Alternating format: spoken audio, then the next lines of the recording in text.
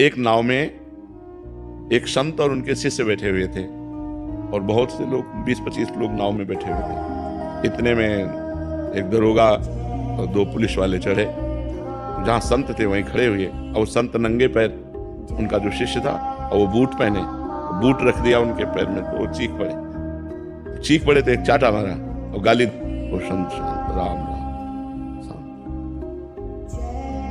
नाव किनारे लगी, वो किनारे 2-4 हाथ पानी में, जहाँ इतना पानी वहां नाव तो जाएगी नहीं। अब वो बूट पहने थे तो वो संगीन लिए हुए थे, गश्त में थे। तो पहले देखा होगा बंदूक के ऊपर चाकू लगी हुई संगीन, तो उन्होंने ऐसे रखा और सोचा छलांग लगा के पार हो जाए।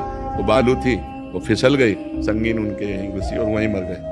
तो गुरुजी ने अपने शिष्य को डांटा कि अगर एक शब्द कह देता तू तो ये बच जाता। तूने एक शब्द भी नहीं कहा ना, इसलिए इसको इतना भारी दंड मिल गया।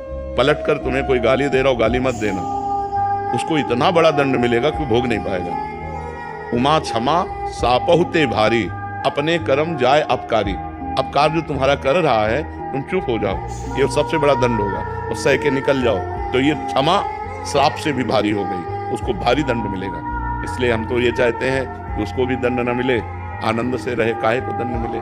बुद्धि शुद्ध कर दो भगवान, उसको दंड मत दो, उसकी बुद्धि शुद्ध कर दो। अपने उसका मंगल मनाते हैं जो हमें गाली देता है, जो हमारा अपमान करता है, जो हमारा तिरस्कार करता है, जो हमारी उन्नति देखकर जल रहा है, हम उसका भी मंगल मनाएं तो हमारा और मंगल हो जाएगा। पर ये कला अध्यात्म के बिना सीखी नहीं जा सकती। तो ये कला अध्यात्म सिखाती है कि आप समर्थ हो, आप उसको दंड दे सकते हो, लेकिन आप चुप होकर चले जाए तो आपका चुप होना उसके लिए भारी पड़ जाएगा।